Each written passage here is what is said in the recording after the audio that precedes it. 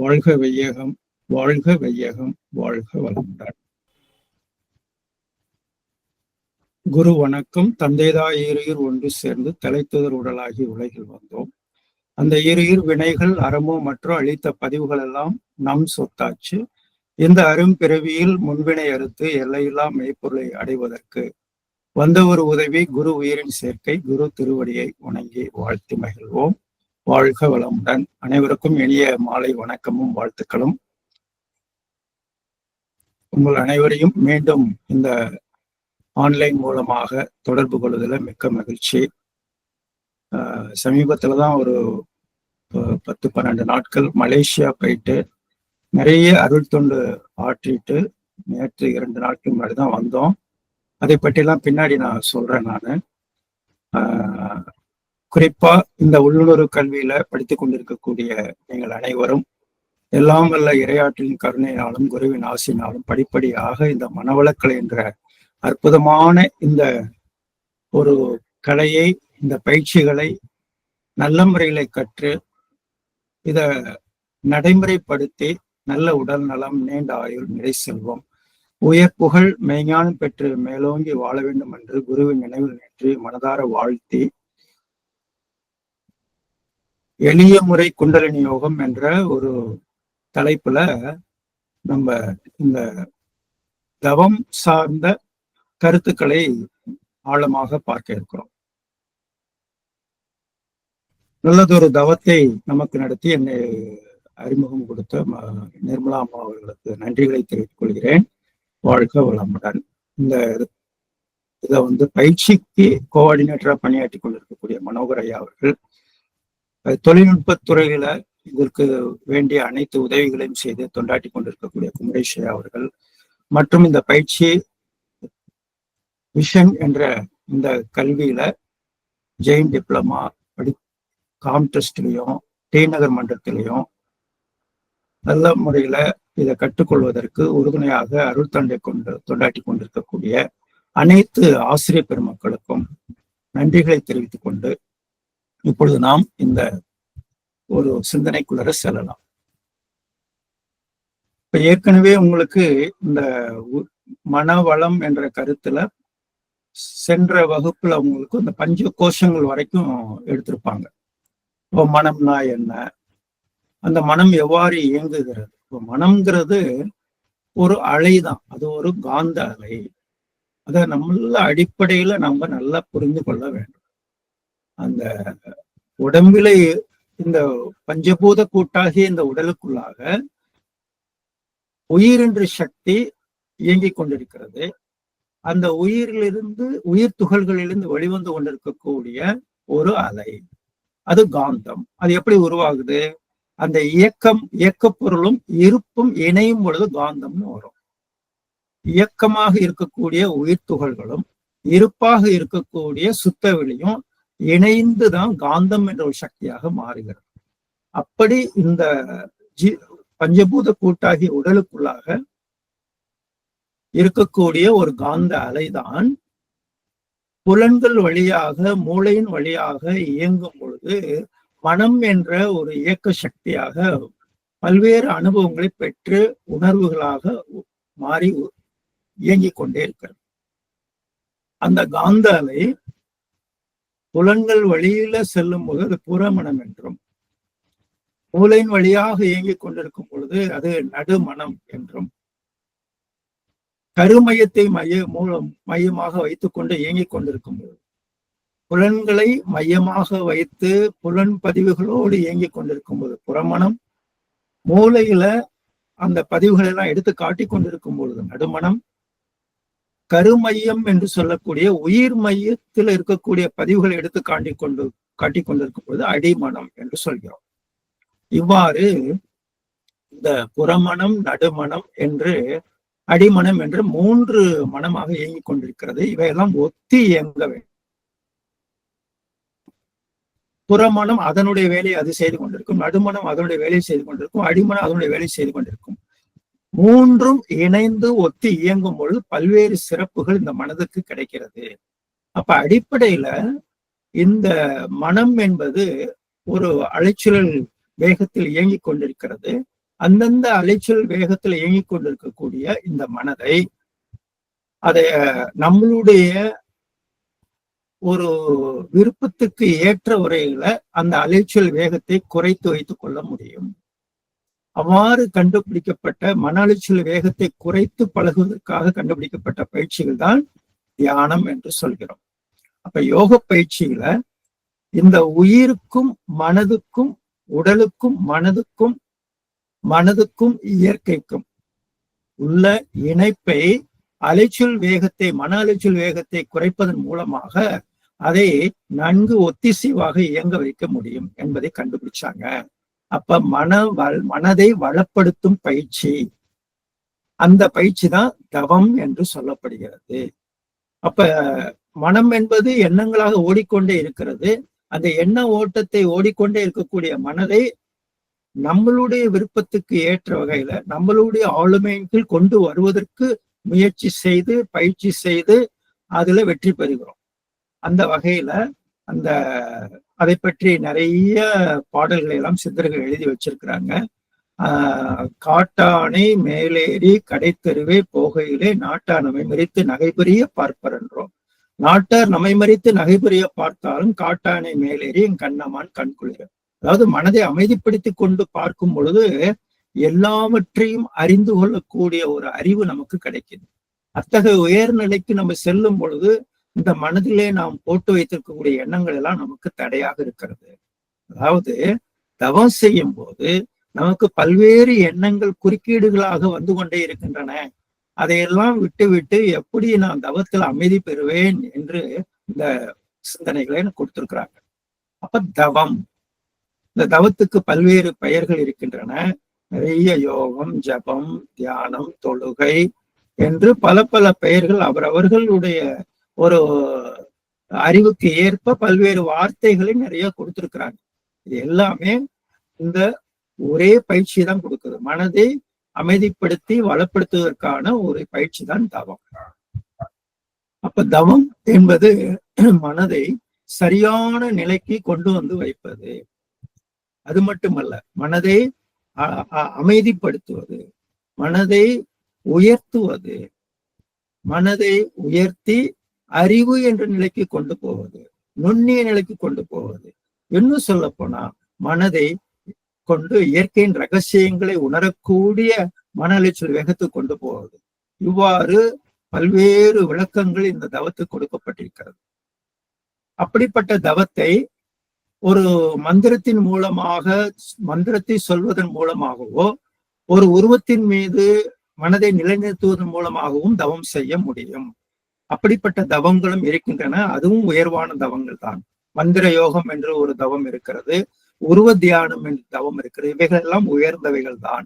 பல்வேறு தியான முறைகள் நிறைய கற்றுக் கொடுக்கப்பட்டிருக்கிறது இந்த உலகத்தில்.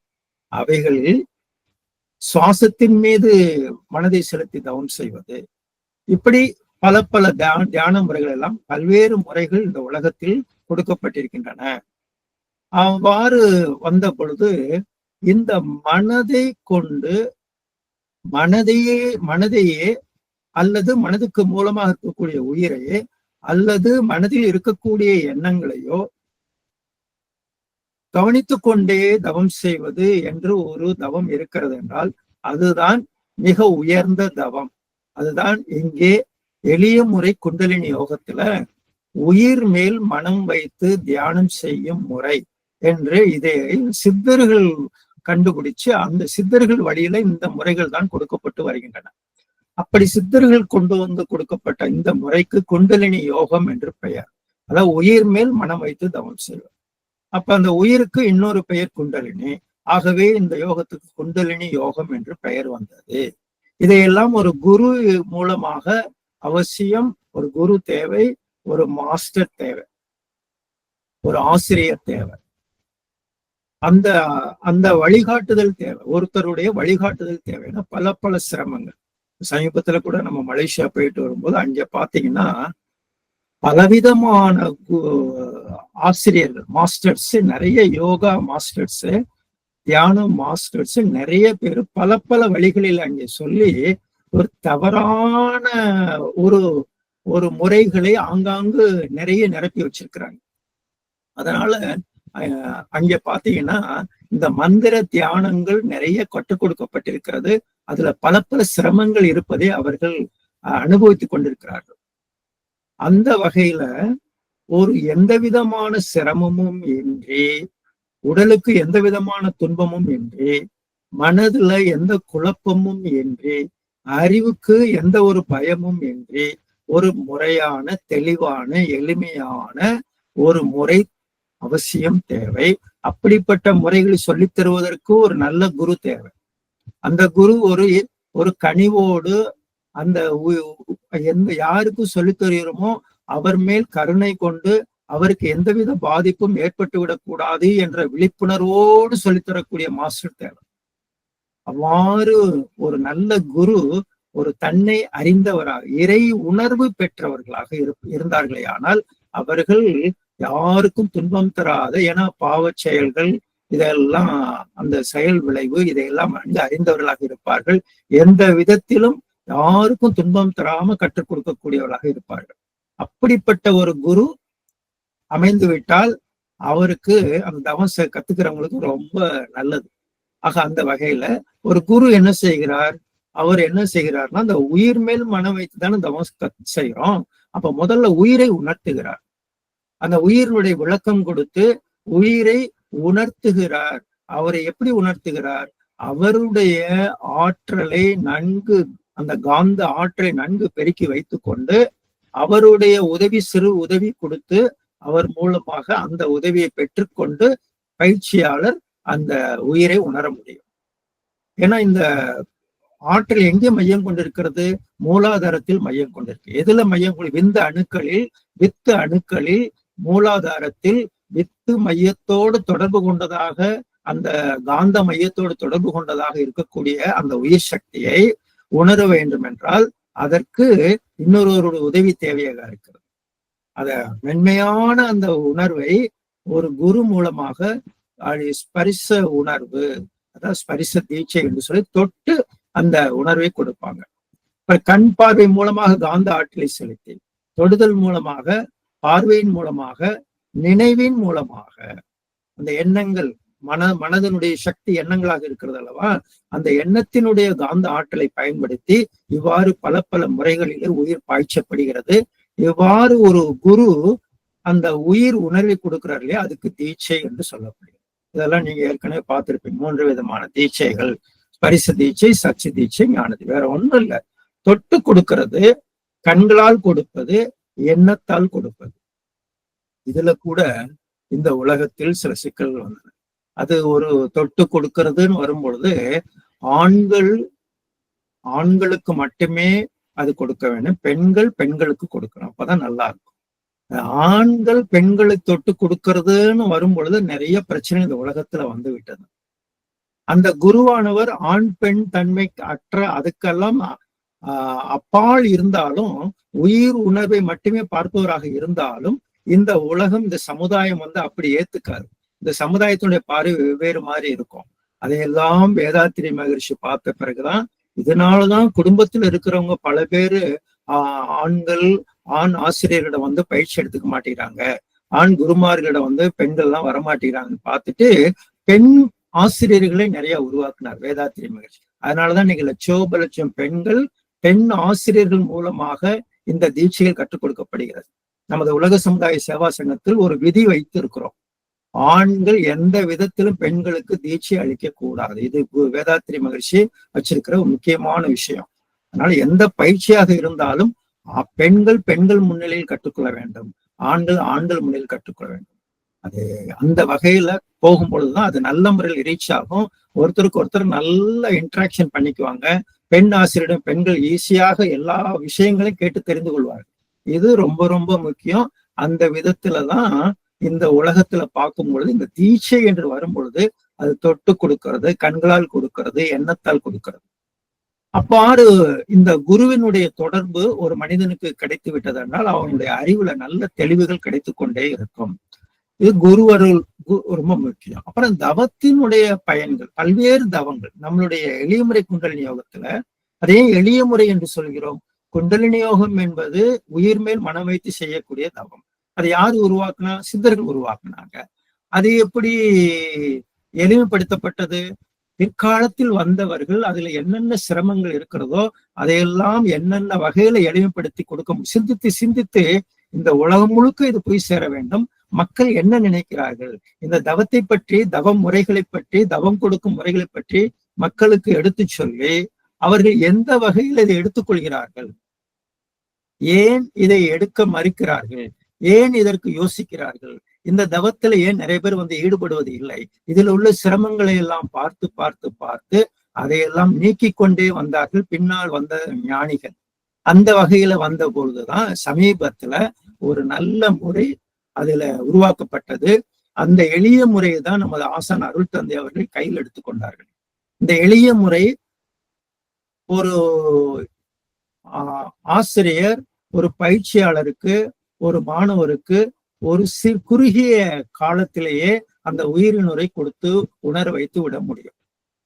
ஒண்ணும் இல்லைங்க, ஒரு நல்ல ஒரு ஆசிரியர், தேர்ந்த ஆசிரியர், தவ யோகி பக்கத்துல போய் உட்கார்ந்தாவே மனசு அமைதி அடையும். அவர் தீட்சை கொடுக்கணும் கூட அவசியம் இல்லை.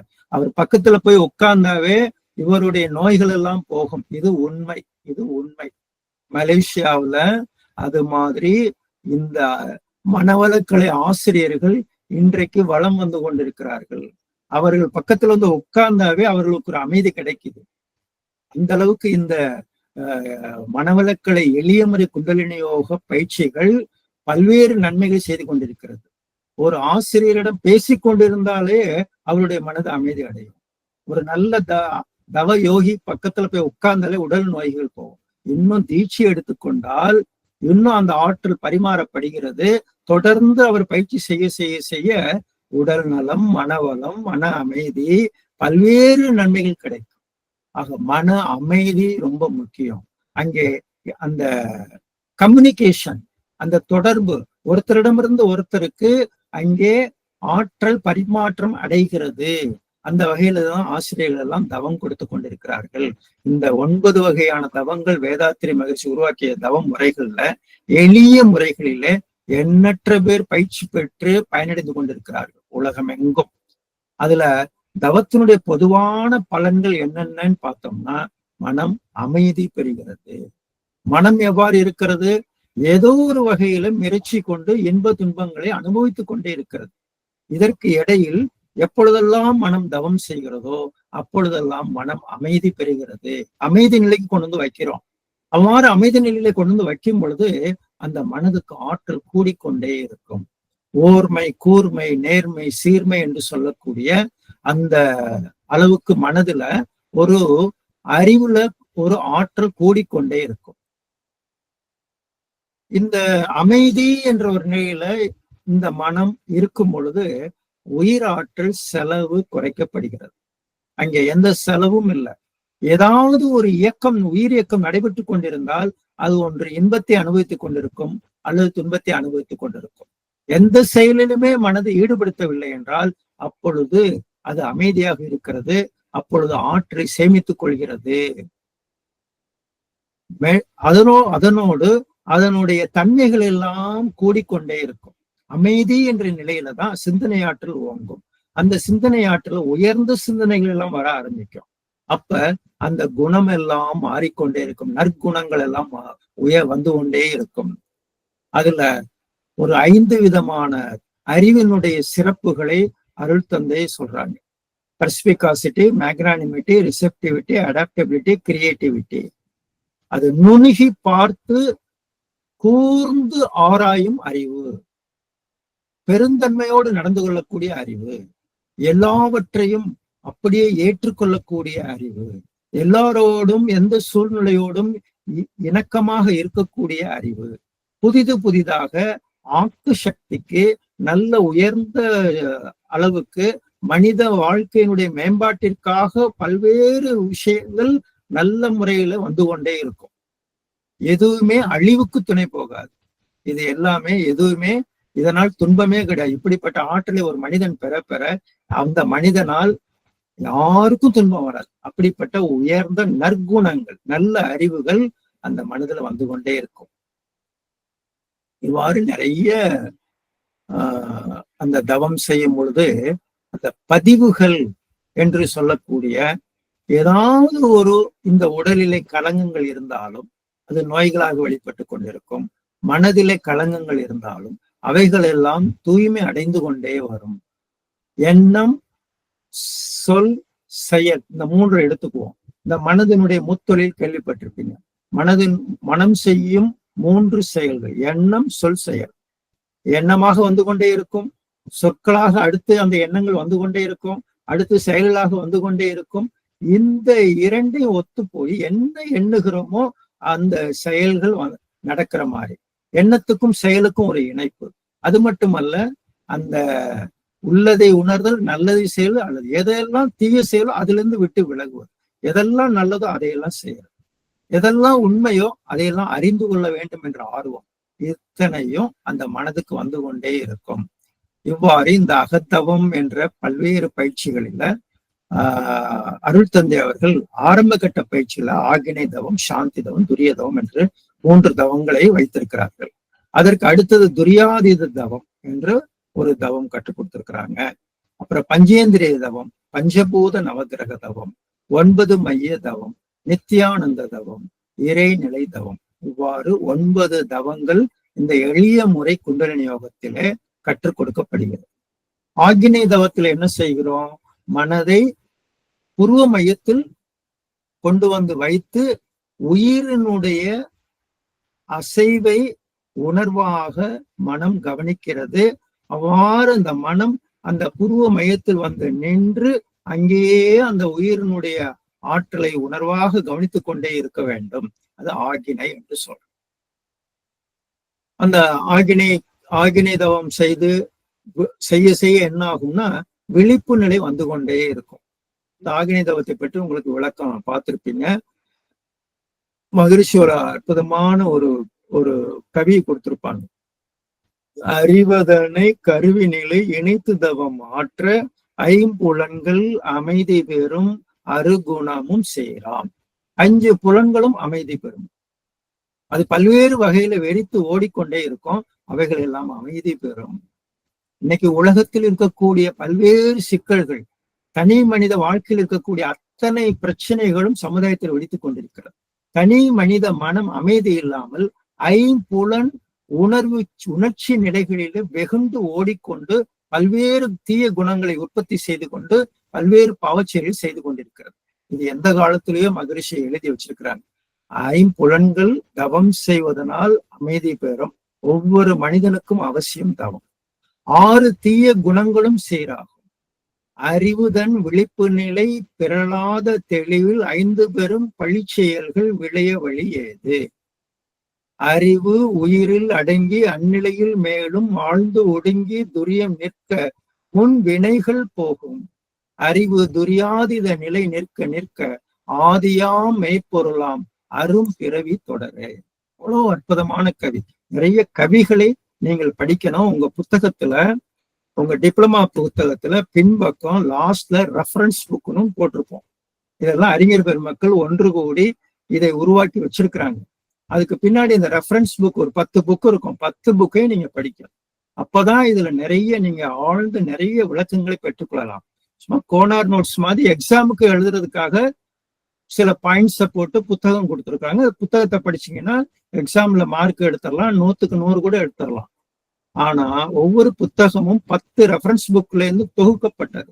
ஆகவே ரெஃபரன்ஸ் புக்கை அவசியம் நாம அனைவரும் வாங்கி படிப்போம். அவ்வப்பொழுது ஒவ்வொரு புக்கா வாங்கி படிப்போம். அவைகள் எல்லாம் மகரிஷியுடைய மூல நூல்களாக இருக்கின்றன.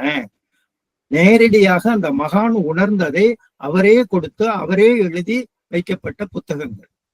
உங்களுக்கு கொடுக்கப்பட்ட புத்தகம் அறிஞர்கள் மகான் எழுதியதிலிருந்து எடுத்து வச்சு கொடுத்திருக்கிறாங்க.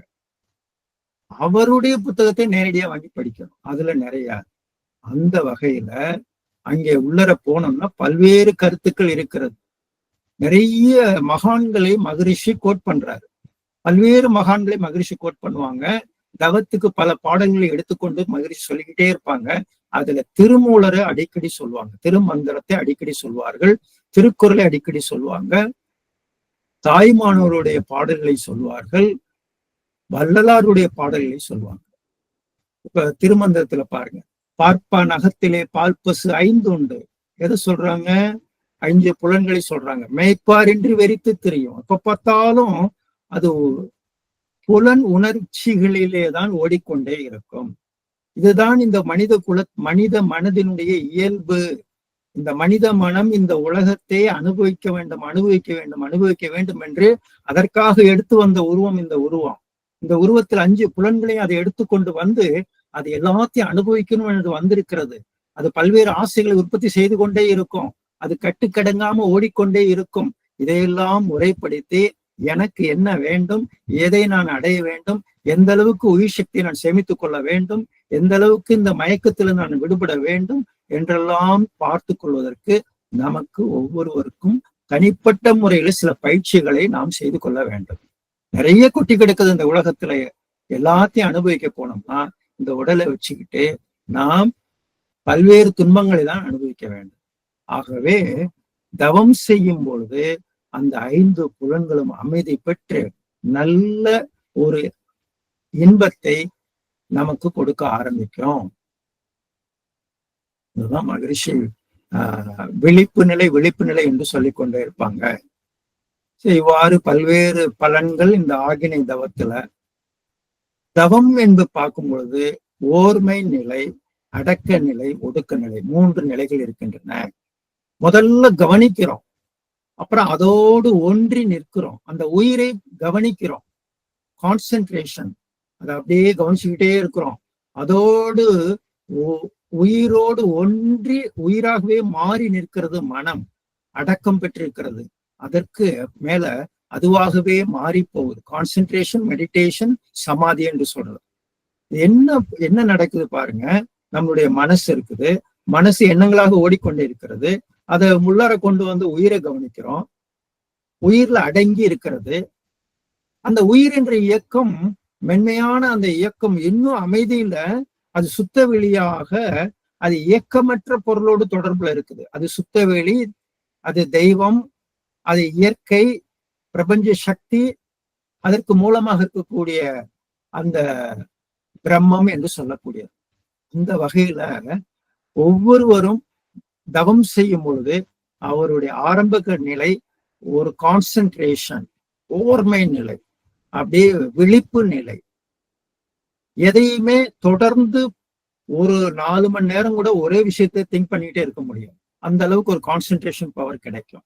தொடர்ந்து மனம் விழிப்பு நிலையில இருக்குது. அதற்கு மேலாக அடக்கம் பெற்றிருக்கிறது, அதற்கு மேலாக ஒடுங்கி நிற்கிறது சமாதி என்று சொன்னார்கள். விழிப்பு நிலை, நிலைபேறு நிலை, நிறைவேற்று நிலை என்றெல்லாம் இவ்வாறு இந்த தவ முறைகள்ல பாத்தீங்கன்னா அற்புதமாக ஆகினை, துரியம், துரியாதீதம் போன்ற பல்வேறு தவங்கள். இந்த துரியாதீதம் வரைக்கும் பாத்தீங்கன்னா உடம்புக்குள்ளார அப்படியே மனம் உணர்தல், உயர்தல், விரிதல், கரைதல், உறைதல் என்று அந்த பிரபஞ்சம் வரைக்கும் மனசை விரித்து கொண்டே செல்றோம். அப்ப இவ்வாறு நம்ம தவம் செய்யறதுனால மனதனுடைய திறமை, வல்லமை பெருகி கொண்டே இருக்கும். இப்ப தவம் என்பது மன அலைச்சுருளை குறைத்து கொண்டே வர்றோம். பீட்டாவில இருந்து ஆல்பாவுக்கு, ஆல்பாவில இருந்து தீட்டாவுக்கு, தீட்டாவில இருந்து டெல்டாவுக்கு அந்த நுண்ணிய அலைநிலத்து கொண்டு வருவதே தவம். புலன்களை கடந்து நின்று மனதின் அடித்தளமான காந்த ஆற்றலை உணர்ந்து அவ்வாற்றல் மீது மனம் செலுத்துதலே தவம். மன அலைச்சல் குறைந்து மனதிற்கு அமைதியும் கூர்மையும் நாளுக்கு நாள் கூடிக்கொண்டே இருக்கும். மனதினுடைய தரம், குவாலிட்டி ஆஃப் த மைண்ட், மன வளம் என்பது கூடிக்கொண்டே இருக்கும். பொதுவாக மனித மனம் எப்படி இருக்கிறது? ஒரு தெளிவு என்பது இல்லாமல் ஒரு மயக்கத்தில் இருக்கிறது. விழிப்புணர்வு என்பது இல்லாமல் உணர்ச்சி நிலையில் இருக்கிறது. பெரும்பாலோருக்கு மனம் ஒரு தெளிவற்ற நிலையிலே இருக்கிறது, உணர்ச்சி வயப்பட்ட மனநிலையில இருக்கிறது. அதான் ஸ்ட்ரெஸ், டென்ஷன் எல்லாம் இன்னைக்கு அதிக அளவில் அங்கே விழிப்புணர்வு அற்ற நிலையில நிறைய பேர் வச்சிருக்கிறாங்க. இப்ப மனம் போதிய தெளிவும் விழிப்புணர்வும் இல்லாத காரணத்தால் அளவுக்கு அதிகமான புலனின்ப கவர்ச்சியால் உடலையும் மனதையும் கெடுத்து கொண்டே இருக்கிறார்கள். அப்ப இதிலிருந்து மீட்டு மனதை சமநிலைக்கு கொண்டு வருவதற்கு தவம் என்பது அவசியம் தேவையாக இருக்கிறது. அப்ப தவம் செய்யறதுனால சிக்கல்களிலிருந்து மனதை விடுவித்துக் கொள்கிறோம். உடலை கெடுத்துக் கொள்ளாம பல்வேறு, அதாவது மனம் உணர்ச்சி வயப்பட்ட நிலைகள்ல பொறாமை, கோபம், பேராசை, கடும் பற்று, முறையற்ற பால் கவர்ச்சி, உயர்தாழ் மனப்பான்மை, தற்பெருமை, அவமதிப்பு, பயம், கவலை, இது போன்ற தீய குணங்கள், தீய எண்ணங்கள், தீய மன இயக்கத்தினால் உடலை கெடுத்துக் கொள்பவர்கள் அதிகமாக இருக்கிறார்கள். ஒருத்தருக்கு கோபம் வருது, கோபத்தினால் உயிராற்றல் அதிகம் இழந்து உள்ளே இருக்கக்கூடிய உடல் உறுப்புகள் கெட்டு மருத்துவரிடம் செல்கிறார். மருத்துவர் உடல் உறுப்புக்கு அவரு மருத்துவம் பார்க்கிறார். உடல் உறுப்பை குணப்படுத்துவதற்காக மருந்துகளை கொடுக்கிறார். ஆனால் அவருடைய கோபத்துக்கு மருத்துவர் மருந்து தருவது இல்லை. நல்லா பாருங்க, யோசிச்சு பாருங்க. உணர்ச்சி வயப்பட்ட குணங்களுக்காக மருந்துகள் கொடுப்பது இல்லை, அங்க உறுப்புகளுக்கு தான் மருந்து. அப்பதான் இதுல இருந்து ஆராய்ச்சி பண்ணி பார்த்தா இந்த அலோபதி மருத்துவம், சித்தா மருத்துவம், ஆயுர்வேத மருத்துவம், ஹோமியோபதி மருத்துவம், இவ்வாறு பல மருத்துவங்களை பார்க்கும் பொழுது சிலர் அதையும் தாண்டி, உறுப்புகளையும் தாண்டி இந்த உறுப்புகள் கேடுறுவதற்கு என்ன காரணம் என்று ஆராய்ச்சி பண்ணி அந்த உயிர் ஆற்றலை கூட்டிக் கொள்வதற்கான பயிற்சிகளை, அதுக்கான மருந்துகளை கொடுக்க ஆரம்பிச்சாங்க. அந்த காந்தத்தை கூட்டிக் கொள்வதற்கான மருந்துகளை கொடுக்க ஆரம்பிச்சாங்க. சித்த மருத்துவம், ஹோமியோபதி மருத்துவம் எல்லாம் அப்படி. அந்த உயிர் உடலுக்கு மருத்துவம் சித்த மருத்துவம், காந்த உடலுக்கு மருத்துவம் அந்த ஹோமியோபதி, உறுப்புகளுக்கு மருத்துவம், பரு உடலுக்கான மருத்துவம் இந்த அலோபதி மருத்துவம். ஆனால் உணர்ச்சி நிலை இருக்குது பாருங்க, அந்த உணர்ச்சி நிலைகள்ல அதை சரி பண்ணிக்குவதற்கு, மன இயக்கத்தையே சரி பண்ணுவதற்கு தவத்தை தவிர வேறு வழி இல்லை. நீங்கள் ஏதோ கெமிக்கல் சேஞ்சஸ்க்கு வேணா மருந்து சாப்பிடலாம், ஆனா அந்த உணர்ச்சி நிலைகள் வராமலேயே தடுப்பதற்கு தவத்தை தவிர வேறு பயிற்சி கிடையாது. இவ்வாறு இந்த தவம் என்பது மிக மிக அவசியம் என்பதை பார்த்தோம். அடுத்தது இந்த பதிவுகள், மனதுல பதிவுகள் எல்லாம் நிறைய இருக்கிறது. அது நம்ம செய்தது, நம்மளுடைய அப்பா அம்மா செய்தது, நம்மளுடைய முன்னோர்கள் தலைமுறைகளாக கொண்டு வந்த பதிவுகள், இவைகள் எல்லாம் நம்மளுடைய உயிர்ல, உள்ளத்துல, மனதுல, கருமையத்துல, ஆன்மாவுல இவைகள் எல்லாம் இருக்கின்றன. அந்த வகையில ஒரு மனிதன் பிறக்கும் பொழுது அவன் ஒரு பதிவோடு தான் வந்திருக்கிறான். அந்த பதிவு சஞ்சித கர்மம் என்று சொல்வது. அதுல பாவ புண்ணியங்கள் பதிவுகள் எல்லாம் அதுல இருக்கும். அதன் பிறகு அவன் வாழும் பொழுது, அவன் இப்பொழுது 10 வயசு ஆகுது, 40 வயசு ஆகுது, 30 வயசு ஆகுதுன்னா, இந்த 30 வருஷம் வரைக்கும் அவன் செய்த பதிவுகள், அவன் இந்த மனதிலே சேர்த்து கொண்ட பதிவுகள், நல்லது கெட்டது, அது பிராரத்தம் என்று சொல்லப்படுகிறது. அதன் பிறகு அவன் இன்றிலிருந்து அவன் இனிமேல் செய்யக்கூடிய பதிவுகள், அது ஆக்காமியம் என்று சொல்றார். இப்படிப்பட்ட வினை பதிவுகளை கர்மா என்று சொல்வார். கர்மா என்றால் செயல், செயல் என்றால் வினை. அது எந்த வினை செய்தாலும் அது ஒரு பதிவாகிறது. அந்த வினை பதிவு, அதுக்கு விதின்னு பேரு. இவ்வாறு பல்வேறு விதிகளை நாம் உடலிலே, மனதிலே சுமந்து கொண்டே இருக்கிறோம். அந்த விதிகளிலே, அந்த வினை பதிவுகளிலே, அந்த பாவப்பதிவுகளை கூட தூய்மை செய்யக்கூடிய ஒரு பயிற்சி தான் இந்த தவங்கள்.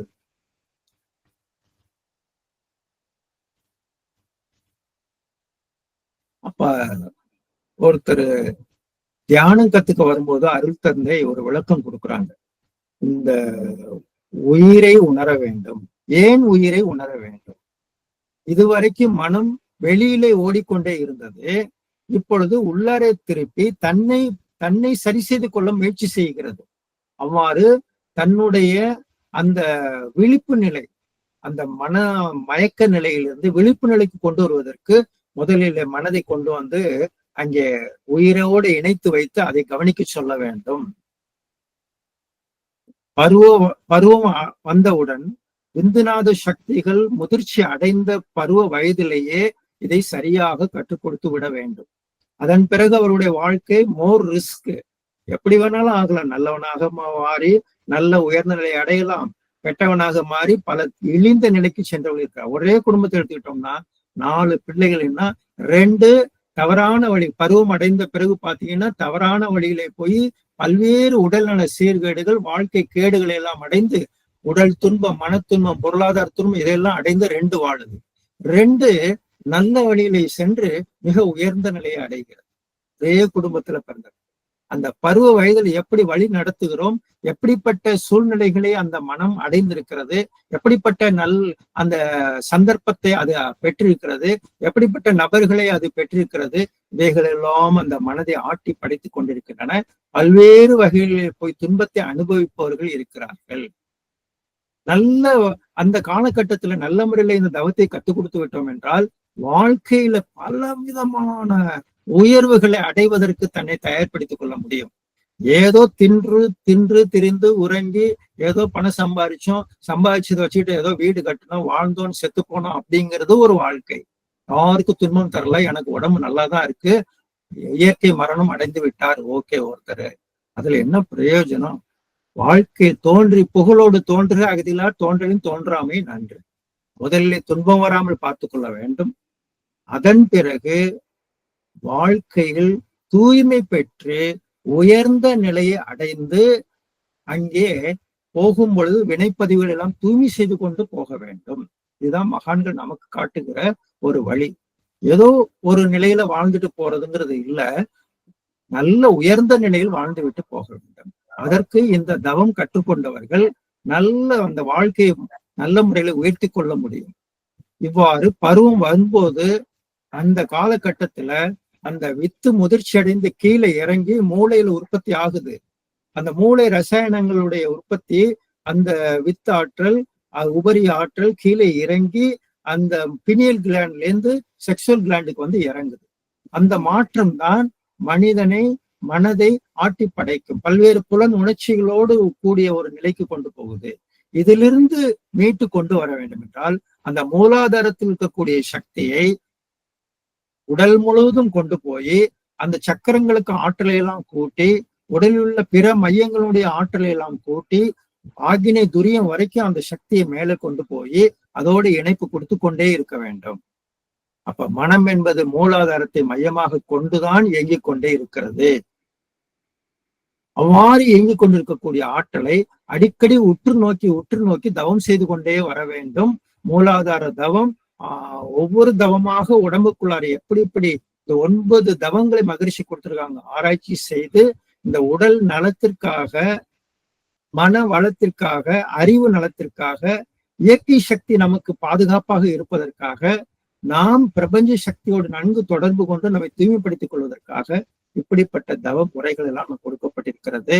மன அலைச்சூழல் இதெல்லாம் ஏற்கனவே நீங்க பார்த்திருப்பீங்க. இவ்வாறு பல்வேறு மன அலைச்சூழல்கள் நம்முடைய தவம் செய்யும் போது குறைந்து தீட்டா டெல்டா என்று சொல்லக்கூடிய அளவுக்கு உடல் இயக்கங்கள், உயிர் மையம் அவற்றையெல்லாம் சரி செய்து அந்த master of the gland, pituitary கிளாண்ட்ல கொண்டு போய் நம்ம ஆகிநிலை தவம் செய்யறோம். அடுத்து நாம சாந்தி தவம் என்று ஒரு தவத்தை செய்யறோம்.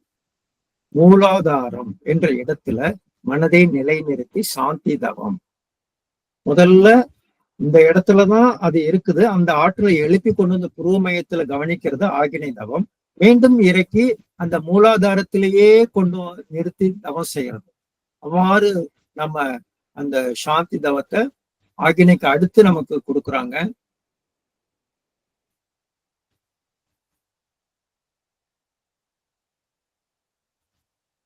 நிறைய பாடல்களை மகரிஷி நிறைய எழுதியிருக்காங்க, மகான்கள் நிறைய எழுதியிருக்கிறாங்க. வள்ளுவர் நிறைய தவத்தை பத்தி நிறைய சொல்லியிருக்கிறார்.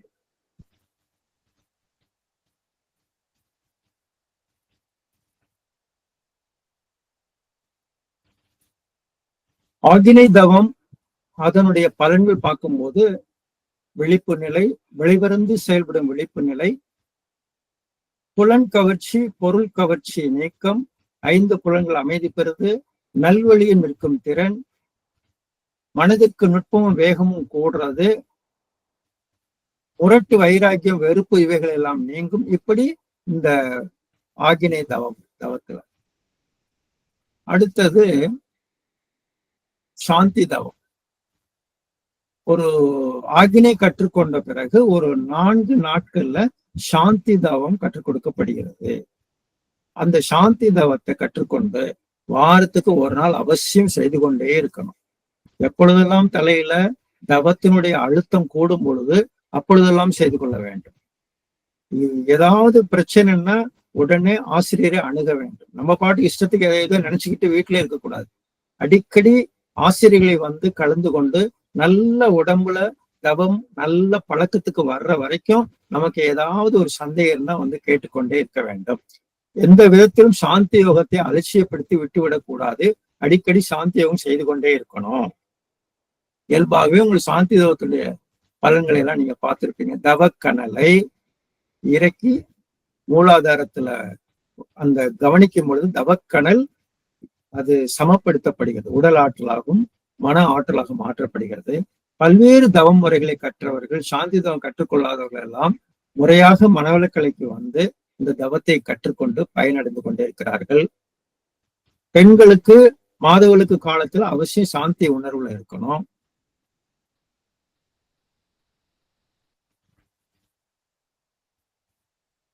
இது மாதிரி அப்புறம் தண்டுவட சுத்தின்னு ஒரு பயிற்சி செஞ்சுக்கிறோம். ஆகினை சாந்தி. தண்டுவட சுத்திங்கிறது தவம் அல்ல, ஆனால் சாந்தி எடுத்துக்கிட்ட பிறகு தண்டுவட சுத்தி கொடுக்கப்பட்டுதான் துரியம் கொடுக்கப்படுகிறது. அப்ப இடைப்பட்ட நேரத்துல ஆகினை சாந்தி மாத்தி மாத்தி செய்து பழகணும். நல்ல காலையில ஆகினை, மாலையில சாந்தி, இவ்வாறு செய்து பழகிக்கணும். இப்ப நம்ம தவத்துக்கு முன்னாடியே அடிக்கடி செய்துக்கிறோம். தண்டுவட சுத்தி செய்துக்கிறோம், நாடி சுத்தி செய்துக்கிறோம். அடுத்தது துரியம். அப்ப துரிய தவத்துல உச்சியில தவம் செய்யறோம்.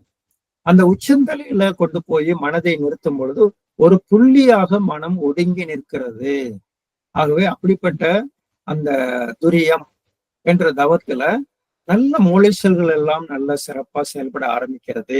அது மட்டுமல்ல, அங்கே இருக்கக்கூடிய அந்த பினியல் கிளாண்ட், மனதுக்கான சுரப்பி, பினியல் சுரப்பி நல்ல ரசாயனங்கள் உற்பத்தி பண்ணுது. அதனால இந்த உடம்புல உணர்ச்சி வயப்பட்ட மனநிலைகளை வராது தடுக்கக்கூடிய நல்ல ரசாயனங்கள் அங்கே உற்பத்தி ஆகும். உடம்புல பல செல்களை குணப்படுத்தக்கூடிய ஆற்றல் நமக்கு நம்ம உடம்புலயே இருக்குது. அத்தகைய ஆற்றல் நமக்கு கிடைக்கும். உடலில் இருக்கக்கூடிய நோய் சக்திகளை எல்லாம் தடுக்கக்கூடிய ஒரு ஆற்றல், நோய்களை தடுத்து அதற்கு எதிராக அந்த நோய்களை குணப்படுத்தக்கூடிய ஒரு ஆற்றல், இவைகள் எல்லாம் நமக்கு கூடிக்கொண்டே இருக்கும். எவ்வளவோ பல நோய்கள், சொல்ல முடியாத பல நோய்கள், டாக்டரால் கைவிடப்பட்ட பேஷண்ட்ஸ், எழுந்து நடமாட முடியாம தட்டு தடுமாறி மனவளக்கலை மன்றத்துக்கு அறிவித்திருக்கலுக்கு வந்து அமருகிறார்கள். அப்படியே பரிதாபமா இருக்கும். அந்த பரிதாப நிலையில டாக்டரே கைவிட்டுட்டாருங்க, ஏதாவது பண்ண முடியுமான்னு பாருங்கன்னு சொல்லக்கூடியவங்க கூட வந்து கொஞ்சம் கொஞ்சமாக, ஆனால் ஒரு வைராகியத்தோடு வர்றவங்க குறுகிய நாட்களிலே குணமாய் போறாங்க. அவர்களையெல்லாம் அன்போடு அரவணைத்து அவர்களுக்கும் பயிற்சி கொடுக்கக்கூடிய ஒரு நிலையமாக இந்த எளிய முறை குண்டலினி யோகத்தை கற்றுக் கொடுக்கக்கூடிய நமது மனவளக்கலை ஸ்கையோகா மையங்கள் இருக்கின்றன.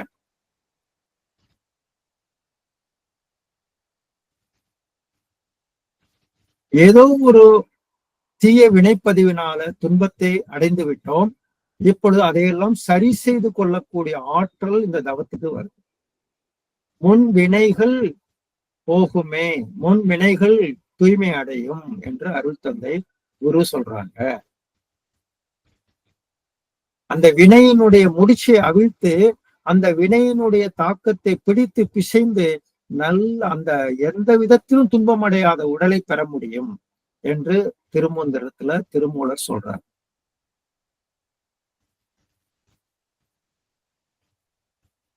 தூய்மை அடையும். அந்த பழிச்செயல் பதிவுகளிலிருந்து ஆன்மா தூய்மை அடையும். அப்புறம் பாருங்க, நம்மளுடைய உயர்ந்த எண்ணங்கள், மகிழ்ச்சி நமக்கு கத்துக் கொடுத்திருக்கிற ஒரு அருக்காப்பு மந்திரம், சங்கல்பங்கள், வாழ்த்து என்ற மந்திரம், இவைகளையெல்லாம் நாம் அந்த துரிய உணர்வோடு சொல்லி பழகணும். அப்பதான் அதுக்கு உண்டான வீரியம், அந்த வீரியமிக்க ஒரு ஆற்றலை அதை எடுத்து சென்று எந்த வகையில அது நடக்க வேண்டுமோ அவ்வளவு விரைவாக அதை நடத்தி கொடுக்கும். ஆகவே அந்த துரிய உணர்வோடு வாழ்த்துறது, சங்கல்பம் சொல்லிக்கிறது, அருக்காப்பு மந்திரங்களை போட்டுக்கிறது, இதையெல்லாம் நமக்கு இந்த பயிற்சிகளை நாம தெரிந்து கொள்கிறோம். துரிய தவம் அடுத்தது துரியாதீத தவம். அதனுடைய அதீதம். அந்த உடல் வரையில நம்ம தவம் செஞ்சுட்டு அதற்கு அடுத்த கட்டமாக மனதை பிரபஞ்சத்தோடும், பிரபஞ்சம் என்ற பேரியக்க மண்டலத்துல தவம் செய்யறது, அதற்கு அப்பால் இருக்கக்கூடிய சுத்த வழியில கொண்டு போய் தவம் செய்யறது. அவ்வாறு மனதை படிப்படியாக உடலை தாண்டி எடுத்து சென்று சந்திரன், துவாதசாங்கம், கொஞ்சம் உயர்ந்து துவாதசாங்கம், அப்புறம் சந்திரன், அப்புறம் சூரியன், அப்புறம் பேரியக்க மண்டலம். அந்த பேரியக்க மண்டலம் என்று சொல்லும் பொழுது ஒட்டுமொத்தமா இந்த பிரபஞ்ச காந்தத்தோடு தொடர்பு கொள்கிறது நம்முடைய மனம். நம்மளுடைய மனமும் ஒரு சிறிய காந்தத்தை உடையது, சின்ன அளவு உள்ள ஒரு காந்தம், ஒரு பேக்டு மேக்னெட்டிக் டொமைன், ஒரு பயோ மேக்னட்டிசம். அதுவோ யூனிவர்சல் மேக்னட்டிசம், அது நிறைய நிரம்பி இருக்குது. அதோடு போய் தொடர்பு கொள்ளும் போது இந்த காந்தம் நல்ல சார்ஜ் ஆகும், இது நல்ல ஆற்றலை பெற்றுக்கொள்ளும். அவ்வாறு பேரியக்க மண்டலத்துல போய் நல்ல சக்தி கிடைக்கும். அதனால அதுக்கு பேர் சக்தி களம்னு பேர் வச்சாங்க. மனம் விரிந்து நிற்கும். இந்த பிரபஞ்சத்துக்கு பயிற்சியா மனம் விரிந்து இருக்கும். அடிக்கடி தவத்துல இன்னொரு பயிற்சி என்ன கொடுக்குறாங்க, மன விரிவுக்கான பயிற்சி கொடுக்கப்படுகிறது. எப்பொழுதெல்லாம் நாம் இந்த துரியாதீதத்தை ஏற்றுகிறோமோ அப்பொழுது பிரபஞ்சத்தோடும் சுத்த வழியோடும் இணைப்பு பெறும் பொழுது மனம் விரிந்து நிற்கிறது. பிரபஞ்சத்திற்கு அப்பால் சூழ்ந்து இருக்கக்கூடிய சுத்த வெளியோடு தவம் செய்கிறது.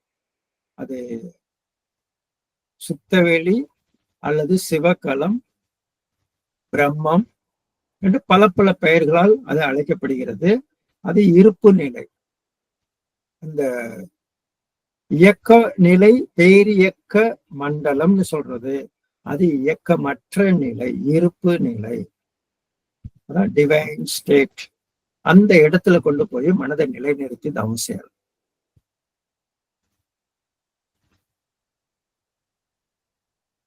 அங்கிருந்துதான் இந்த உயிர் துகள்கள் எல்லாம் உற்பத்தியாகி பிரபஞ்சம் முழுவதும் நிரம்பி எல்லா பொருட்களோடும் எல்லா உயிர்களோடும் தொடர்பு கொண்டு எல்லா மனிதர்களுக்குள்ளாகவும் அந்த உயிர் சக்தி நிரம்பி இருக்கிறது. எது கடவுள் சக்தியாக இருக்கிறதோ அதுவே நமது உடலுக்குள்ளாக உயிர் சக்தியாக இருக்கிறது.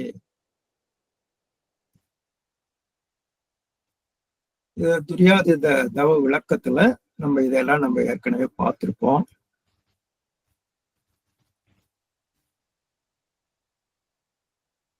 அந்த இறைநிலை என்று சொல்லக்கூடிய சுத்தவெளி, இங்கே பிரபஞ்சத்துக்குள்ளார அதே இறைநிலை காந்தமாக, உயிர் சக்தியாக, தோற்ற பொருட்களாக, எல்லா உருவங்களாக வந்திருக்கிறது. அங்கே அது மூலத்துல எந்த உருவமும் அற்ற அந்த இறைநிலையாக இருக்கிறது. அந்த இறைநிலையோடு மனதை கலக்க விட்டு, எண்ணத்தை கலக்க விட்டு நல்ல தவம் செஞ்சுக்கிட்டே வர வர அங்கே சஞ்சித கர்ம வினைகள் கூட தூய்மடையுது. மனம் பேர் அமைதி பெறுகிறது.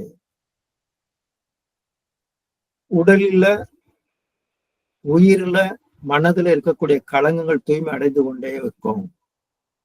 முனைப்பு என்பது, தன் முனைப்பு என்பது நீங்கிக் கொண்டே இருக்கும். அந்த ஆதியிலிருந்து தான் நான் வந்திருக்கிறேன், என்னை இயக்கி கொண்டிருப்பது அந்த இறை சக்தி தான் என்ற தெளிவான ஒரு அறிவு மேலோங்கி கொண்டே இருக்கும். முனைப்பு என்பது நீங்கும். நான் செயலை எல்லாம் இறை செயல்தான் என்ற ஒரு நிலை வரும். அப்ப மனித வாழ்க்கையே ஒரு நம்பிக்கையில தான் போயிட்டு, ஒரு நம்பிக்கை அற்றுவிட்டா வாழ்க்கை வெறுத்து போயிடும். ஒரு நம்பிக்கை வேண்டும். இந்த வாழ்க்கையில ஒரு நம்பிக்கை, என்னுடைய வாழ்க்கை மிக சிறப்பாக என்னால் அமைத்துக் கொள்ள முடியும் என்ற ஒரு நம்பிக்கை ஒரு குரு கொடுக்கிறார். இறைநிலை இவ்வாறு இருக்கிறது, நீ இவ்வாறு இருக்கிறாய், உனது பதிவுகள் இவ்வாறு இருக்கின்றன, உனது வாழ்க்கையினுடைய நோக்கம் இதுவாக இருக்கிறது, நாம் செய்ய வேண்டியது இது, நாம் கொண்டு வந்தது இது, நாம் எதை செய்து கொண்டிருக்கிறோம், எப்படி இந்த வாழ்க்கை அமைத்துக் கொள்ள வேண்டும், எப்படி இந்த உடலை பராமரிக்க வேண்டும், மனதை எப்படி நாம உயர்த்தி கொள்ள வேண்டும் என்ற ஒரு நிலையிலே ஒரு குருவாக இருந்து ஒருவர் சொல்லித்தரும் பொழுது அவர் மேல ஒரு நம்பிக்கை வைத்து அந்த மனதில ஒரு நம்பிக்கையோடு அதை செய்ய வேண்டும். அவ்வாறு ஆரம்ப கட்டத்துல இறைவன் மீது எதையோ சொல்லி ஒரு நம்பிக்கை கொண்டு வந்தாங்க. அதுல பல தவறான கருத்துக்கள், தேவையற்ற கருத்துக்களை கூட சொல்லிட்டாங்க. அதையெல்லாம் நீக்கி உண்மையை உணர்ந்து கொள்வதற்கு ஒரு விளக்கம் தேவை. அந்த விளக்கத்தையும் ஒரு குரு முறையாக சொல்லித்தரக்கூடிய ஒரு குரு நமக்கு கிடைச்சிட்டாருன்னா அதை விட ஒரு பெரிய ஒரு வாய்ப்பு எதுவுமே கிடையாது. அப்படிப்பட்ட அந்த விளக்கத்துக்குத்தான் நாம இப்ப ஒரு படிப்பு படிச்சுட்டு இருக்கிறோம்.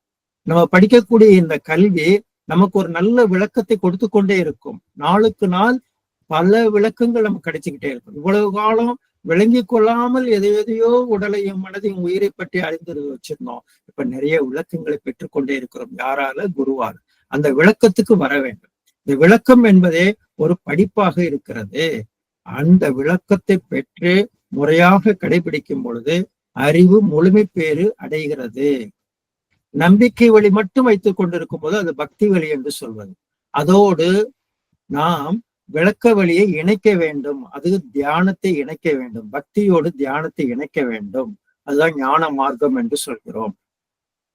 அப்பொழுதுதான் மனிதனுடைய 3 களங்கங்கள் நீங்கும். அடுத்து இத்தகைய பயிற்சிகள் தவம் ஒரு பக்கம் நமக்கு அருள் தந்தை கொடுத்தாலும் இந்த பஞ்சேந்திரியம் என்ற ஒரு தவத்தையும் கொடுத்திருக்கிறாங்க. அந்த பஞ்சேந்திரியம் அப்படிங்கிறது தோல், நாக்கு, மூக்கு, கண்ணு, காது 5 புலன்கள் மீதே தவம் செய்யறது. அதனால புலன் அடிமை, பொருள் அடிமை நீங்கி மனம் இந்த புலன்கள் வழியில நல்ல முறையில இயங்குவதற்கு அதனுடைய பெருமை மதிப்பை உணர்ந்து அதன் வழியில எந்த அளவுக்கு செலவு செய்யலாம், எப்பெல்லாம் சேமித்துக் கொள்ளலாம். இந்த புலன்கள் இல்லை என்றால் எதையுமே அனுபவிக்க முடியாது. அப்ப புலன்களுடைய மதிப்பை உணர்ந்து கொள்கிறோம். இது இறைவனால் வழங்கப்பட்ட கருவி. அதனுடைய மதிப்பை உணர்ந்து அந்த கருவிகளை பாதுகாத்து நல்ல முறையில வைத்துக் கொள்வதற்கும் அதன் மூலியமாக உயிர் செலவை கட்டுப்படுத்தி அதிகமா செலவு பண்ணிக்கிட்டே இல்லாம அதை எப்படி நம்ம பாதுகாத்துக் கொள்வது, இந்த வகையில அந்த புலன்களுடைய அமைப்புல தோன்றி வந்ததுதான் பரிணாம வளர்ச்சின்னு சொல்றோம். முதல்ல தோல் உருவாச்சு, தொடு உணர்வு, தாவரம், ஓரறிவு. நாக்கு வந்தது சுவை உணர்வு, புழு, ஈரறிவு. மூக்கு வந்தது வாசனை உணர்வு, பூச்சி இனங்கள், 3 அறிவு. கண்கள் வந்தது வெளிச்ச உணர்வு, ஊர்வன, 4 அறிவு. காதுகள் வந்தது சப்த உணர்வு, மிருகங்கள், 5 அறிவு. அடுத்தது மனிதன் வந்தான், 5 புலன்களையும் கொண்டு வந்திருக்கிறான். இவன் எந்த நிலையை அடைகிறான்? மனிதன் என்ற நிலையை அடைந்து அதற்கு மேலாக தெய்வீக உணர்வோடு தன்னை உயர்த்தி கொள்வதற்கு இந்த புலன்களை பயன்படுத்திக் கொள்ள வேண்டும். அதனால அதுக்கு பேர் ஞான இந்திரியங்கள் என்று பேர். அந்த 5 புலன்களும் முறையாக இந்த தவத்தினால் இன்பத்தை கொடுக்கின்றன, அறிவை பெருக்கி கொடுக்கும், ஞானத்தை பெற உதவுகிறது. இந்த வகையில பஞ்சேந்திரிய தவம். அதற்கு அடுத்தது பஞ்சபூத நவகிரக தவம் பார்த்திருப்பீங்க. பஞ்சபூதங்களின் மீது, நவகிரகங்களின் மீதும் இயற்கை சக்தியோடு அவைகளோடு மனதை இணக்கத்தை ஏற்படுத்தி நல்ல முறையில காப்பு பெற்றுக்கொள்வது, நல்ல முறையில அவைகளின் நன்மைகளை அடைவது. அப்புறம் 9 மைய தவம். இதுவரைக்கும் நம்ம மூலாதாரம், ஆக்கினை, துரியாதீதம் என்று தவம் செஞ்சுக்கிட்டே வரும்பொழுது ஒவ்வொரு உடம்புக்குள்ளார துணை மையங்கள் இருக்கின்றன. சாதிஷ்டானம், மணிபுரகம், அநாதம், விசுக்தி என்ற 4 மையங்களுடைய பெருமைகளை, அந்த இயக்கத்தை அந்தந்த இடத்துல அவைகள் எல்லாம் என்ன செய்து கொண்டிருக்கின்றன, அது எப்படி ஒவ்வொரு அந்த இடத்துல அங்கே எந்தெந்த உறுப்புகளோடு தொடர்புல இருக்குது. குறிப்பா இந்த உடம்புக்குள்ள இருக்கக்கூடிய நாளமில்லா சுரப்பிகள், அந்த மையங்களைத்தான் இந்த சக்கரங்களாக நம்ம சொல்றோம். அந்த மையங்களாக நம்ம தவம் செய்யறோம். அப்ப அந்த இடங்கள்ல இருக்கக்கூடிய ஹார்மோன்கள் நல்லா சுரக்க ஆரம்பிக்கும். இந்த ஹார்மோன்கள் ஜீவகாந்த ஆற்றலை உயிர் ரசாயனமாக மாற்றுகிறது. அப்ப பயோகெமிக்கல் என்று சொல்லக்கூடிய நல்ல ரசாயனங்கள் உற்பத்தி ஆகிக்கொண்டே இருக்கும். அந்த ஆர்கான்ஸ் எல்லாம் நல்ல வேலை செய்ய ஆரம்பிக்கும். பலவிதமான குறைபாடுகளோடு கூடிய பல ப்ராப்ளம்ஸை வச்சுக்கிட்டு இருக்கிறவங்க தொடர்ந்து இந்த 9 மைய தவத்தை செய்து செய்து செய்து ஒவ்வொரு உறுப்புகளையும் நல்ல சீர்படுத்தி கொண்டவர்கள் நிறைய பேர் இருக்கிறாங்க. ஆக நம்ம உடம்புக்குள்ளார இருக்கக்கூடிய பலவிதமான செயல்கள் அதை அனைத்தையுமே சரி செய்து கொள்ள முடியும். இந்த ஒவ்வொரு சுரப்பிகள் மீதும் மனதை செலுத்தி தவம் செய்யறது. சுவாதிஷ்டான மையம், மணிபூரகம், அப்புறம் அநாகதம், இதையெல்லாம் நீங்க மீண்டும் மீண்டும் இந்த விளக்கத்தை படிச்சு படிச்சு படிச்சு அந்த தவத்துல ஈடுபட்டு கொண்டே இருக்க வேண்டும். பல்வேறு உடல் சார்ந்த நன்மைகள், மனம் சார்ந்த நன்மைகள் நிறைய கிடைச்சுக்கிட்டே இருக்கும்.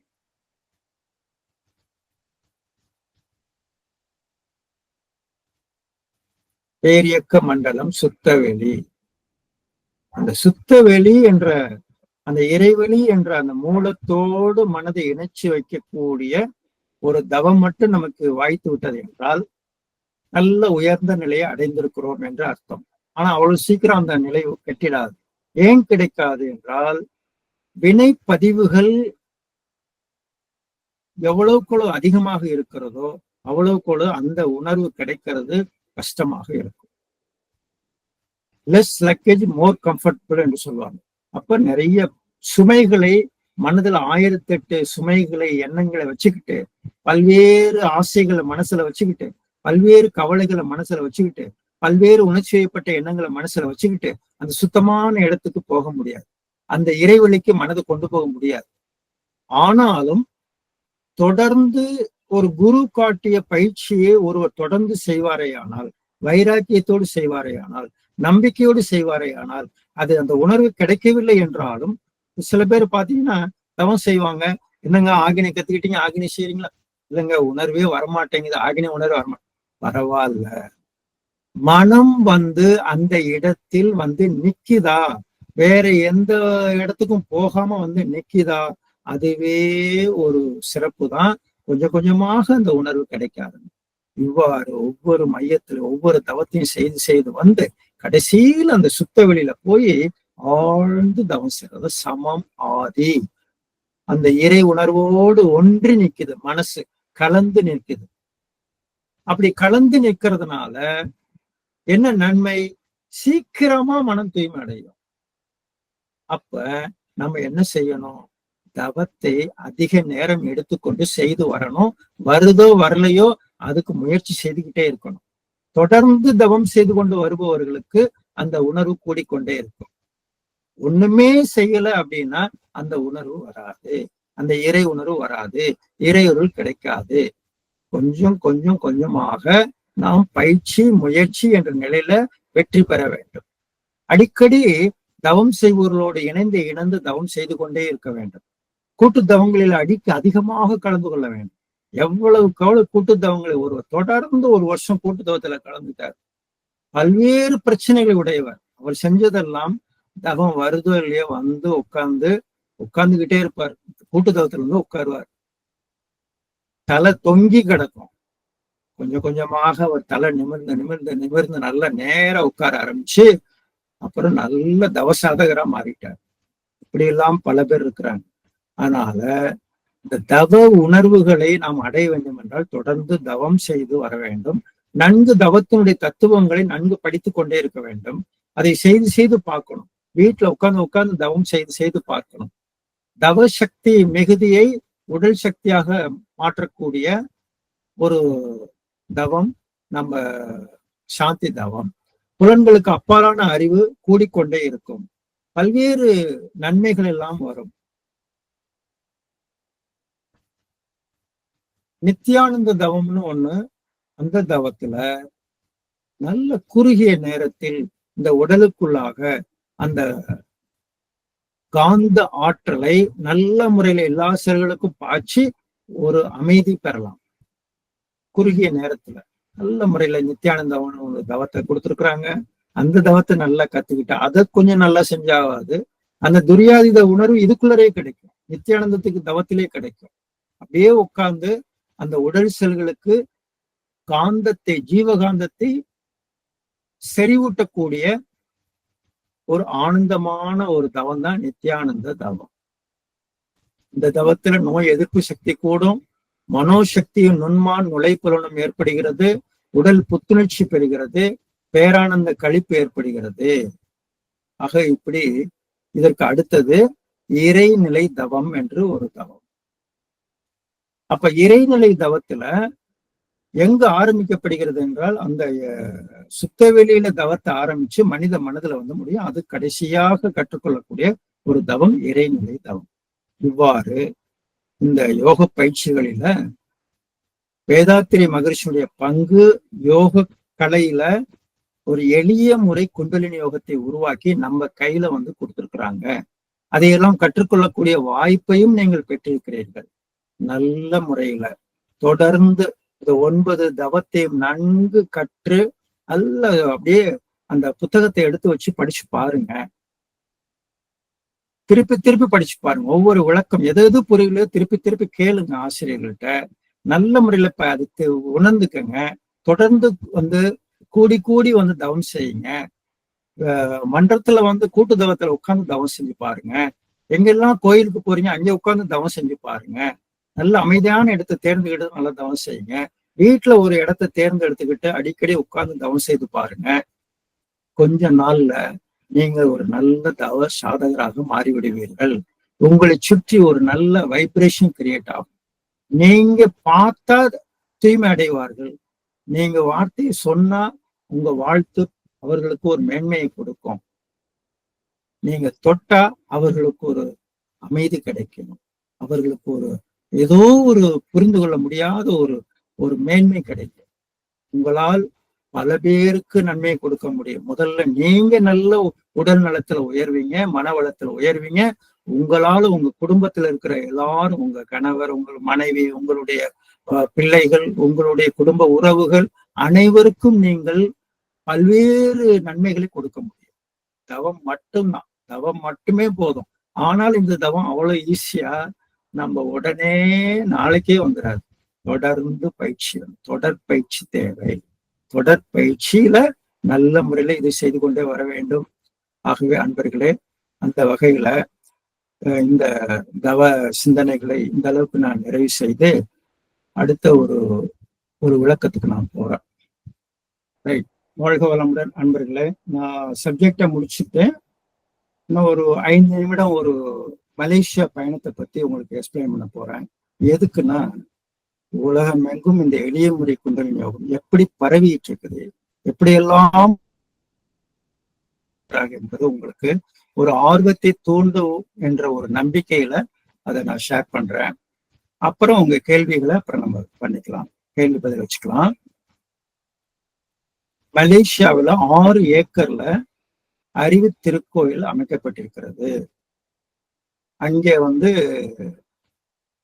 நிறைய பேர் தினந்தோறும் எப்படி ஆழியாறுல பயிற்சி நடந்துகிட்டு இருக்குதோ அது போல அங்கேயும் பயிற்சிகள் தினந்தோறும் பயிற்சிகள் நடந்துகிட்டு இருக்குது. மலேசியாவில் பல மாநிலங்கள்ல கொஞ்சம் கொஞ்சமா பரவிட்டு இருக்குது. நிறைய பேர் ஆர்வத்தோடு கற்றுக்கொண்டு இருக்கிறார்கள். அங்கே வந்து ஒரு ஆசிரியர்களுக்கான ஒரு திறநுட்ப பயிற்சி நடத்தணும். இசட்டாட்சின்னு நிறைய இங்க பாருங்க எவ்வளவு ஆசிரியர்கள் மலேசியாவில், எல்லாம் பூர்வீக தமிழ் மக்கள். இவர்கள் எல்லாம் பக்தி வழியில அதிகமாக ஊறியவர்கள். அவர்களுக்கு குருமார்கள் எல்லாம் அப்படியெல்லாம் ஒரு பெரிய அடையாளம்லாம் அவங்க எல்லாம் கிடையாது. அவங்க எல்லாம் பக்தியில பல்வேறு நம்பிக்கைகளோடு வாழ்ந்து கொண்டிருந்தவர்கள். கொஞ்சம் கொஞ்சமாக இந்த மனவிலக்கினுடைய பெருமையை உணர்ந்து இப்ப இவ்வளவு ஆசிரியர்கள் ஆர்வத்தோடு போய் பள்ளிகளில போய் கத்துக் கொடுத்துட்டு இருக்கிறாங்க. நிறைய பள்ளிகளுக்கு போய் கத்துக் கொடுத்துட்டு இருக்கிறாங்க. கல்லூரிகளுக்கு போய் கத்துக் கொடுக்க ஆரம்பிச்சிருக்கிறாங்க. பல்கலைக்கழகத்துல போய் கத்துக் கொடுக்க ஆரம்பிச்சிருக்கிறாங்க. இதுல உட்கார்ந்து இருக்கிறாரு பாருங்க, ஃபர்ஸ்ட்ல ஒருத்தர் கையை அப்படி வச்சுட்டு உட்கார்ந்து இருக்காரு பாருங்க. அவர் வந்து அண்ணாதுரைன்னு பேரு. அவர் ஒரு பெரிய ஒரு சிறைத்துறை அதிகாரி, போலீஸ் டிபார்ட்மெண்ட்ல சிறைத்துறையில பெரிய ஆபீசரா ஒர்க் பண்ணி ரிட்டையர் ஆகி சமீபத்துல 1 இயருக்கு முன்னாடி ரிட்டையர் ஆகி நம்மளுடைய ஒரு துணை பேராசிரியராக அங்கே பணியாற்றிட்டு இருக்காரு. சிறம்பான் அறிவித்திருக்கனுடைய சிஇஓவாக அவர் இருக்கிறார். தலைமை செயல் அலுவலராக இருக்கிறார். முழுவதுமாக சிறை கைதிகளுக்கு போய் இந்த எளியமுறை குண்டலினி யோகத்தை கொடுத்துக்கிட்டு இருக்கிறார். இப்படி பல பேர் தலைமை ஆசிரியர்கள் இதுல ஒரு 6-7 பேர் உட்கார்ந்து இருக்கிறாங்க. எல்லாம் பள்ளி தலைமை ஆசிரியர்கள். அவங்களெல்லாம் ஆர்வத்தோடு நம்ம மனவளக்கலை பேராசிரியர்களாக அங்கே பணியாற்றிட்டு இருக்கிறாங்க. இவ்வளவு ஆசிரியர்கள் அங்கே வந்து ரெடியா இருக்கிறாங்க. இவர்கள் மூலமாக நிறைய ஆசிரியர்கள் உருவாக இருக்கிறார்கள். அவர்களுக்கெல்லாம் பயிற்சி கொடுத்தோம். ரொம்ப ஆர்வமா அந்த உணர்வு பூர்வமா அந்த நம்மளுடைய தவத்தையும் தத்துவத்தையும் அணுகுகிறார்கள். நிறைய கேள்வி கேட்கிறாங்க. அவர்களுக்கெல்லாம் எங்கேருந்து வர்றாங்க? 100 கிலோமீட்டர், 200 கிலோமீட்டர், 300 கிலோமீட்டர் தூரத்துல இருந்தெல்லாம் வந்து அதுல வந்து கலந்துக்கிறாங்க. ஒரு நாள் வகுப்புக்கு அவ்வளவு தூரத்துல இருந்து பல மாநிலங்கள்ல இருந்து வந்து கலந்துக்கிட்டாங்க. இங்க இதுல பாக்குறோம் பாருங்க, ஒரு லேடி. இந்த லேடி ஒரு தவ மையத்தை உருவாக்கி ஒரு 50 பேருக்கு ஒரு 6 மாசத்துல பயிற்சி போய் சேர்த்திருக்கிறாங்க. அப்படி ஒரு வைப்ரண்ட் லேடி. நல்ல ஸ்கூடாயின்னு ஒரு ஊர்ல அவங்க தவமயத்தை உருவாக்கி நடத்திக்கிட்டு இருக்கிறாங்க. அவங்களே இப்ப இன்னும் ஒரு பெரிய ஒரு துணை பேராசிரியராக வரல. வெளியில இருந்து பேராசிரியர் கூப்பிட்டு நடத்தி அவ்வளவு ஆர்வம். இது ஒரு கோயிலுங்க. அந்த கோயில்ல ஒரு அங்க இது மாதிரி நிறைய கோயில்கள் ஆங்காங்க நிறைய இருக்குது. அதுல ஒரு கோயில்ல வந்து ஆர்வமா மக்கள் வந்து கத்துக்கிறாங்க. அந்த கோயில்ல ஒரு இடம் கொடுத்துருக்குறாங்க. அதுல வந்து ஒரு ஆசிரியர், அதுக்கு பள்ளி ஆசிரியர் ஏற்பாடு செஞ்சு அதுக்கு பாருங்க எவ்வளவு எத்தனை மணிக்கு நடக்குது? மாலை 7:30 to 9:30 வரைக்கும். ஈவினிங் 7:30 to 9:30 அங்க பயிற்சி கற்றுக்கிறாங்க. வாரத்துல ஒரு நாள் வந்து கலந்துக்கிறாங்க. இது ஒரு தமிழ் சங்கத்துல, குழுவாங்கன்னு ஒரு இடத்துல தமிழ் சங்கத்துல ஏற்பாடு பண்ணியிருந்தாங்க. எல்லாம் புதிய அன்பர்கள். அந்த புதிய அன்பர்கள் ஆர்வத்தோடு வந்து கலந்துக்கிட்டாங்க. இது ஒரு கல்வியியல் பல்கலைக்கழகம். ஒரு ஆசிரியருக்கான ஒரு யூனிவர்சிட்டியில ஆசிரியர் படிப்பு படிச்சுட்டு இருக்காங்க. பிஎட் கோர்ஸ் மாதிரி படிச்சுட்டு இருக்கிறாங்க.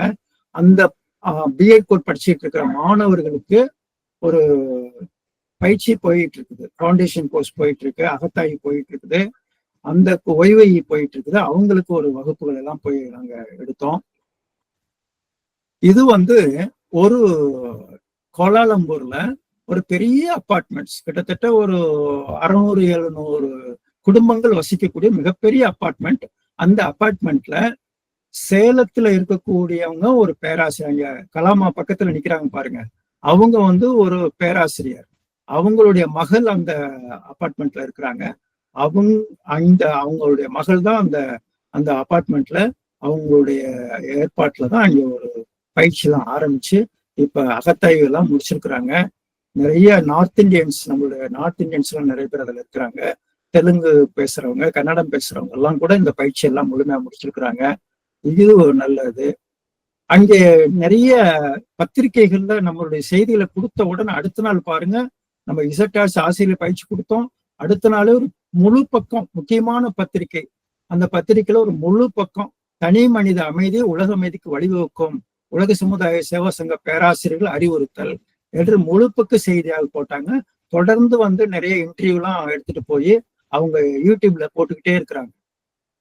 மலேசியா வேதாத்ரி ஸ்கை மனவளக்கலை மன்றங்களினுடைய செயல்பாடுகள் எப்படியெல்லாம் வந்து இதை கொடுத்துக்கிட்டு இருக்கிறாங்க, அறிவுத்திருக்களுடைய பெருமையெல்லாம் நான் இங்க நிறைய பரவிக்கொண்டே இருக்கிறது.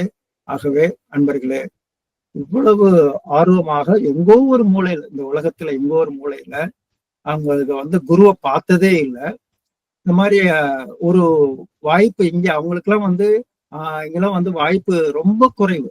அந்த பகுதியில எங்கோ ஒருவர் அந்த பயிற்சியை கற்றுக்கொண்டு இங்கேருந்து வந்த பேராசிரியர்களுடைய மீது ஒரு நம்பிக்கை வைத்து அவர்கள் பயிற்சி எடுத்து குருவுடைய கலையை கற்றுக்கொண்டு அவர்கள் நிறைய தவமங்களை உருவாக்கிட்டு வருஷத்துக்கு ஒரு தடவை ஆழியாருக்கு வந்துடுறாங்க.